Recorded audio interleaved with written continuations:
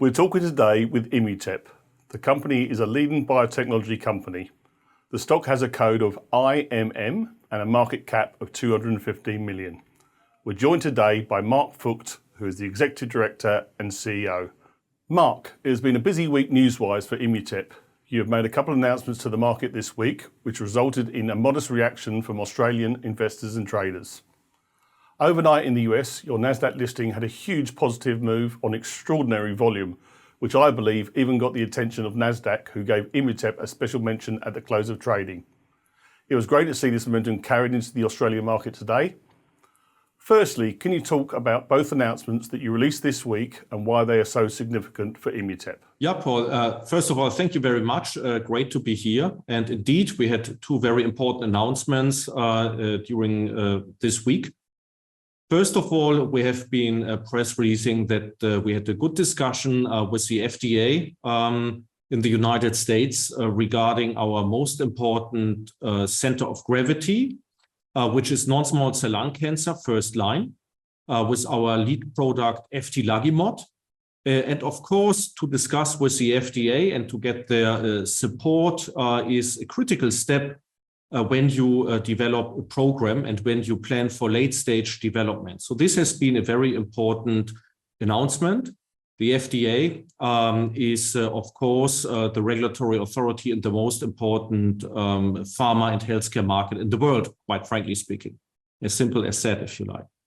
And we have been declaring and publishing our priorities, I believe, around about October last year, where we said first-line non-small cell lung cancer is a priority. So why is that? It is because we saw very good data last year presented at ASCO and also then at SITC in Chicago and Boston. It's one of the largest cancer indications. It's causing most death caused by cancer. So it's a terrible disease. So to make a difference there is ethically very relevant and also commercially very relevant. Now, if you look at this disease and what is most important for patients, for regulators, for reimbursement, that's typically overall survival. So how long does the patient live? And the second announcement this week has been providing our data, the initial median overall survival data for eftilagimod plus Keytruda, top-selling drug in oncology. And this data has been very, very strong. It was 25 months median overall survival. So two very important announcements in our key focus, and hence it has been a very significant stream of news, if you like, and has been leading to, I believe, a good market reaction so far. Marc, can you enlighten us on what the US investors saw that Australian investors did not? Or is it more of the case that US investors and traders have a better appreciation of what a nod from the FDA followed by good data means to Immutep? Yeah, also a good question. First of all, I believe in both markets, we saw a positive reaction. In the US, I have to admit that reaction has been stronger.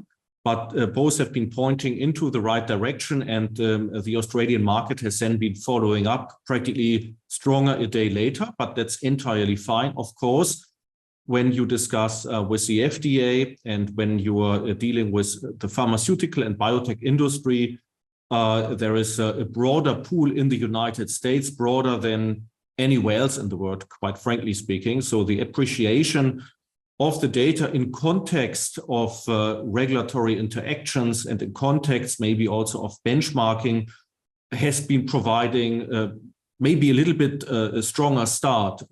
But I believe the data has been understood in both markets and also globally and also by the industry. And then it's the amplitude of the reaction which may make a difference.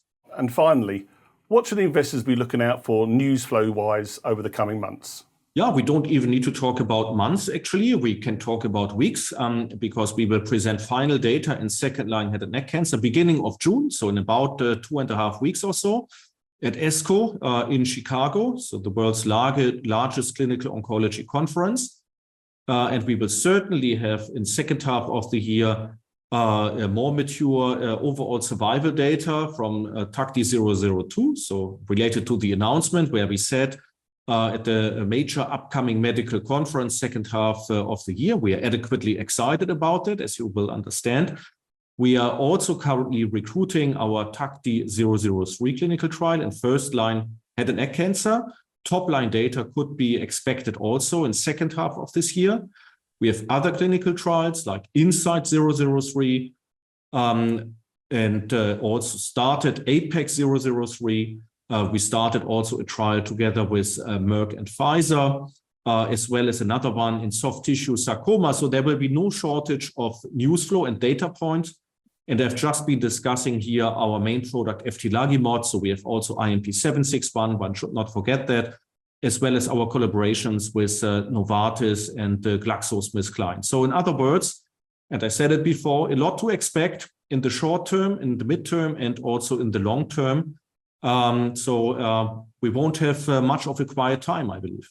Marc Voigt, thanks for your time.